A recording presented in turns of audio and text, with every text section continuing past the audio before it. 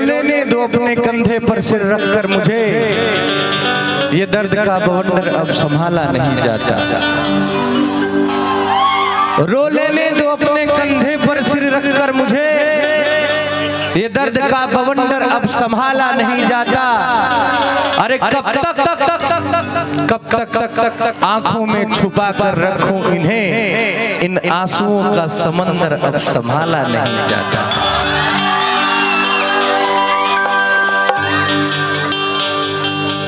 तान्या जी आइए भाई, बच्चे बुला रहे हैं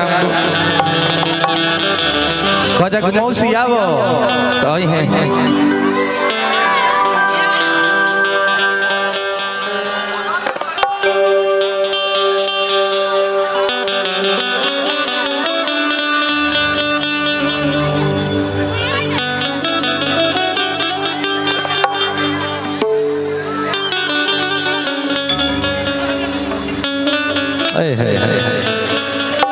जाए चंदा सुनावे से पहले एक लाइन अपना मन की बात सुनाई। केहू कहे तो देखा दे सीना फाड़ के, दाग गहरा मिलल बाटे प्यार के,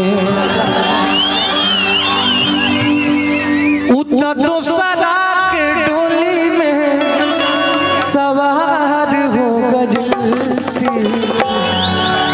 हमारा करे जावा के पार हो गई, हमारा करे जावा के पार हो गई। केहू कहे तो देखा दी सीना फाड़ के, दाग गहरा मिलल बाटे प्यार के, दूसरा के डोली में सवार हो गई, हमारा करे जावा के पार हो गई, हमारा करे जावा के पार हो गई। बड़े भैया शत्रुघ्न शाह जी बहुत बहुत धन्यवाद।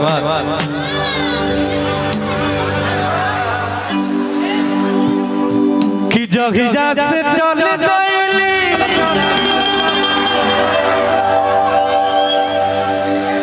हद छोड़ी के हमके, जहिया से चल गईली हद छोड़ी के हमके, जिंदगी भइल सुनसान हो, कि जा रे चंदा ले आवा खबरिया, जा चंदा ले आवा खबरिया, कैसन बारी मोर जान हो, चंदा कैसन बारी मोर जान हो, जहिया से चलो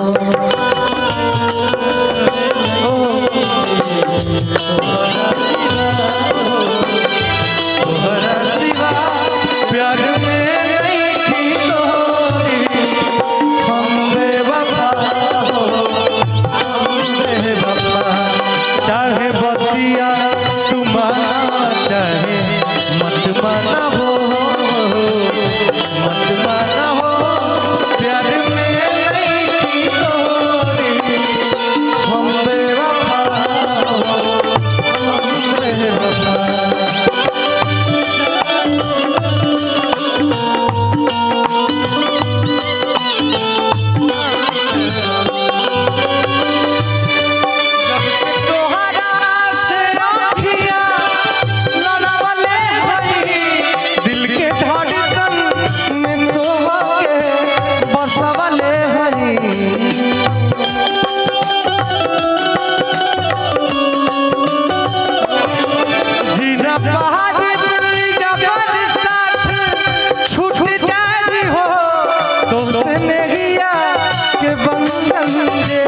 टूट जाई हो बिना गलती समैया दिहले सजा, दिहले सजा प्यार में नहीं तोरी, हम बेवफा, हम बेवफा।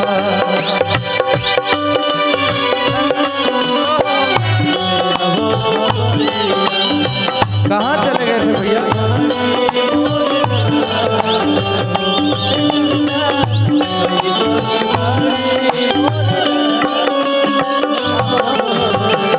कब? वाह, बड़ा टैलेंट है भाई।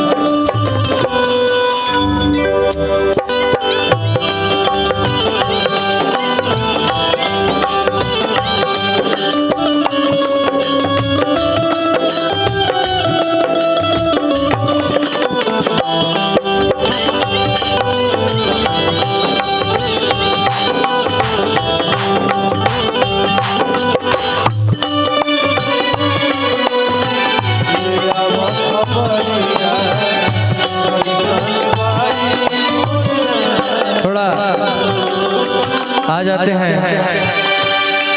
वाह वाह, बहुत बहुत धन्यवाद।